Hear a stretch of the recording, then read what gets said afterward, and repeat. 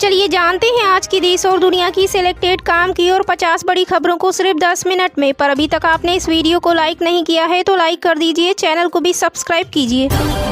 इधर Israel Lebanon पर रहा दुनिया का ध्यान, उधर यूक्रेन ने रूस में मचा दी बड़ी तबाही। जी हां, बता दें इजराइल लेबनान जंग के बीच उधर यूक्रेन ने रूस में बड़ी तबाही मचा दी। यूक्रेन ने पूरी रात रूस पर ड्रोन से कहर बरपाया, उसके ठिकानों को पूरी तरह से तबाह कर दिया। यूक्रेन ने यह हमला रूस के पश्चिमी इलाके टवर में किया। यूक्रेनियन ड्रोन ने टेरोपेट सिटी रूसी रक्षा मंत्रालय के द्वारा ऑपरेटेड उस डिपो को निशाना बनाया जहाँ भारी मात्रा में हथियार, गोला बारूद और बम रखे हुए थे। भारत म्यांमार का 1610 किलोमीटर लंबा बॉर्डर होगा सील, सीआरपीएफ की 2 बटालियन और सीएपीएफ के 20,000 जवान तैनात। जी हां, बता दें मणिपुर में घुसपैठियों को रोकने के लिए केंद्र सरकार ने भारत म्यांमार के बीच 1610 किलोमीटर लंबे बॉर्डर को सील करने का निर्णय लिया है। बॉर्डर पर हैवी फेंसिंग लगेगी, इसकी शुरुआत हो गई है। इसके अलावा सीआरपीएफ की 2 बटालियनों को मणिपुर में स्थायी तौर पर लगाया है, जबकि केंद्रीय अर्धसैनिक बलों के 20,000 जवानों की तैनाती की गई है। केंद्रीय गृह मंत्रालय के एक वरिष्ठ अधिकारी के अनुसार मोदी सरकार ने 100 दिन में मणिपुर की स्थिति को संभालने के लिए हर प्रयास किया है। भारत सरकार ने भारत म्यांमार सीमा पर मुक्त आवाजाही व्यवस्था को समाप्त कर दिया है। केंद्रीय गृह मंत्री अमित शाह द्वारा मणिपुर की सुरक्षा स्थिति की नियमित समीक्षा कर आवश्यक कार्रवाई सुनिश्चित की जा रही है। राहुल गांधी के इशारे पर तिरुपति बालाजी के प्रसाद में मिलाया गया चर्बी, बीजेपी प्रवक्ता के आरोप से मची सनसनी। जी हां, बता दें तिरुपति बालाजी के प्रसाद में जानवरों की चर्बी मिलने पर अब राजनीति होती जा रही है। बिहार बीजेपी के प्रदेश प्रवक्ता सुमित शशांक ने शुक्रवार को मीडिया से बात करते हुए कहा कि तिरुपति बालाजी के प्रसाद में जानवरों की चर्बी का पाया जाना हिंदू विरोधी मानसिकता और राहुल गांधी के एजेंडों का प्रयोग है, जो देश में हिंदू धर्म को समाप्त करना चाहते हैं। ऐसे लोगों को पता है कि उनका कोई कुछ बिगाड़ नहीं पाएगा और वह मजे से हिंदुओं की धार्मिक भावनाओं को धीरे धीरे खत्म करते चले जाएंगे। हमास के सामने झुका इजराइल, जंग खत्म करने का भेजा पैगाम। जी हां, बता दें इजराइल के पीएम बेंजामिन नेतन्याहू को अपने ही लोगों से भारी विरोध का सामना करना पड़ा है, जिसके बाद उन्हें हमास के आगे झुकना पड़ा है। इजराइल ने हमास को जंग खत्म करने के लिए एक प्रस्ताव भी भेजा है। इस प्रस्ताव के जरिए इजराइल गाजा पट्टी में जारी लड़ाई समाप्त करने की पेशकश कर रहा है। इजराइल का कहना है कि अगर सभी बंधकों को एक साथ रिहा कर दिया जाए, गाजा को निरस्त कर दिया जाए तो शनिवार को जाने दिया जाएगा। दिन में 18 घंटे काम, आधी रात को आते मैनेजर के फोन। 16 साल सीए की मौत के पीछे ओवर वर्क कल्चर की डरावनी कहानी। जी हां, बता दें अर्न्स्ट एंड यंग यानी ईवाई में 4 महीने की नौकरी के बाद 26 वर्षीय चार्टर्ड अकाउंटेंट यानी सीए अन्ना सेबेस्टियन पेरालियल की कथित तौर पर काम करने के अत्यधिक दबाव के कारण मौत हो गई। यह मामला तब सामने आया जब अन्ना की मां अनीता अगस्टिन ने कंपनी के खिलाफ अपनी बेटी की मृत्यु के लिए काम के तनाव को जिम्मेदार ठहराते हुए एक पत्र लिखा, जो सोशल मीडिया पर वायरल हो गया। पत्र में अनीता ने आरोप लगाया कि उनकी बेटी अत्यधिक वर्कलोड के कारण मानसिक और शारीरिक रूप से कमजोर हो चुकी थी।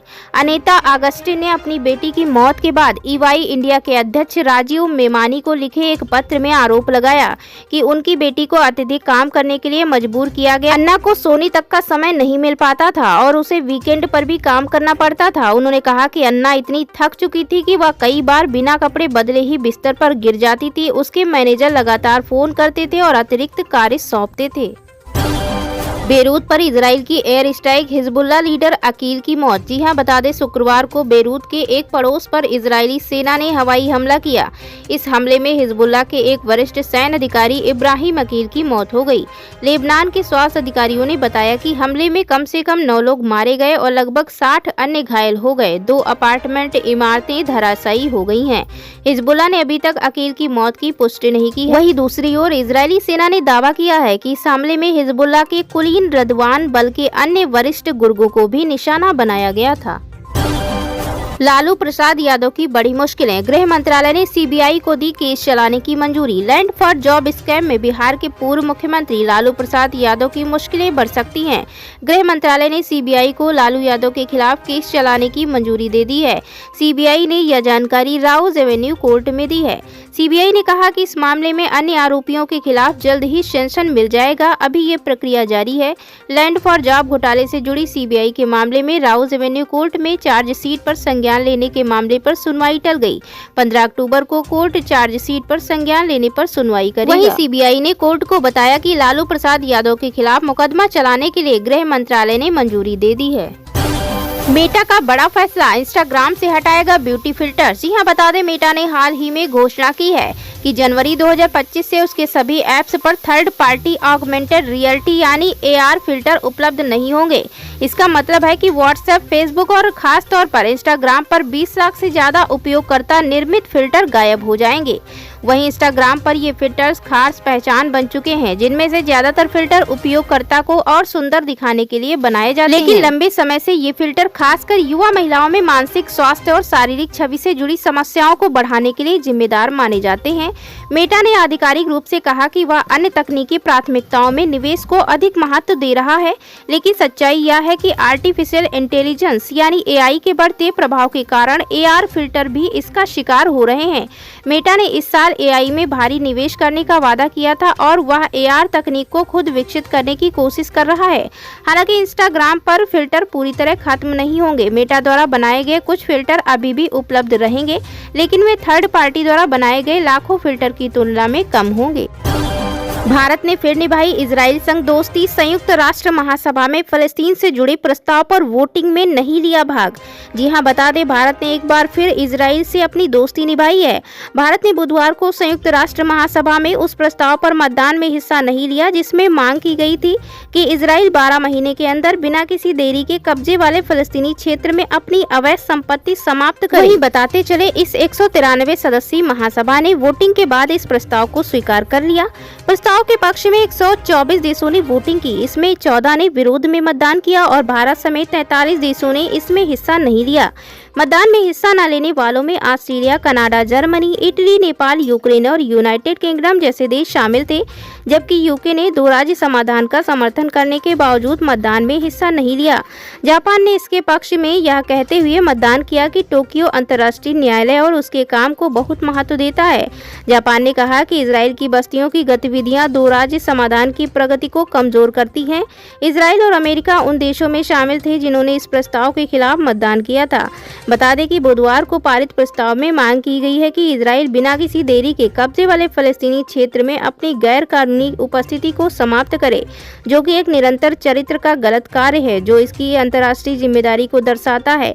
इस प्रस्ताव में ये भी कहा गया कि इजराइल 12 महीने से पहले उन इलाकों को खाली कर दे। पीएम मोदी लोगों को देने जा रहे एक और बड़ी सौगात, अब मिलेगा महंगे रिचार्ज से छुटकारा, सरकार लाएगी 5 करोड़ वाईफाई हॉटस्पॉट। जी हां, बता दें भारत में डिजिटल कनेक्टिविटी को बढ़ावा देने के लिए प्रधानमंत्री मोदी ने पीएम वाणी योजना शुरुआत की है। इसका मुख्य उद्देश्य देश के हर नागरिक को सस्ती और आसानी से उपलब्ध इंटरनेट सेवा प्रदान करना है। इस योजना के तहत सरकार ने 5 करोड़ पीएम वाईफाई हॉटस्पॉट स्थापित करने का लक्ष्य रखा है, जिसमें गांव और दूर दराज के इलाकों में भी इंटरनेट की पहुंच सुनिश्चित की जाएगी। एलन मस्क को हो सकती है 5 साल की जेल, बाइडेन और कमला हैरिस को धमकी देने का आरोप। बता दें कि टेस्ला के प्रमुख और स्पेसएक्स के संस्थापक एलन मस्क कथित तौर पर सीक्रेट सर्विस की जांच का सामना कर रहे हैं। रिपोर्ट के अनुसार मस्क पर अमेरिका के पूर्व राष्ट्रपति डोनाल्ड ट्रंप के खिलाफ दूसरी हत्या की साजिश के मामले में उनके ट्वीट्स को लेकर जांच की जा रही है। इन ट्वीट्स में मस्क ने वर्तमान अमेरिकी राष्ट्रपति जो बाइडेन और उपराष्ट्रपति कमला हैरिस का जिक्र किया था। विदेशी मीडिया ने दावा किया कि मस्क को ट्रंप की हत्या के प्रयास के आरोप में 5 साल की सजा हो सकती है। रिपोर्ट के अनुसार मस्क पर अमेरिकी राष्ट्रपति और उपराष्ट्रपति के खिलाफ धमकी देने का आरोप है, जो अमेरिकी कानून के तहत एक गंभीर अपराध माना जाता है। इस मामले में उन्हें भारी जुर्माने के साथ जेल भी हो सकती है। यह नई जानकारी तब सामने आई जब मस्क ने एक उपयोगकर्ता के सवाल का जवाब दिया था।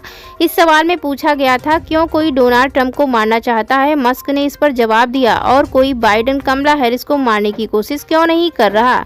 हालांकि मस्क ने बाद में इस पोस्ट को मजाक बनाते हुए डिलीट कर दिया, लेकिन इसके बावजूद सोशल मीडिया पर उन्हें भारी आलोचना का सामना करना पड़ा है। मस्क ने अभी तक इस मामले पर कोई औपचारिक प्रतिक्रिया नहीं दी है। शेयर बाजार ने बनाया नया रिकॉर्ड, पहली बार सेंसेक्स हुआ 84 के पार।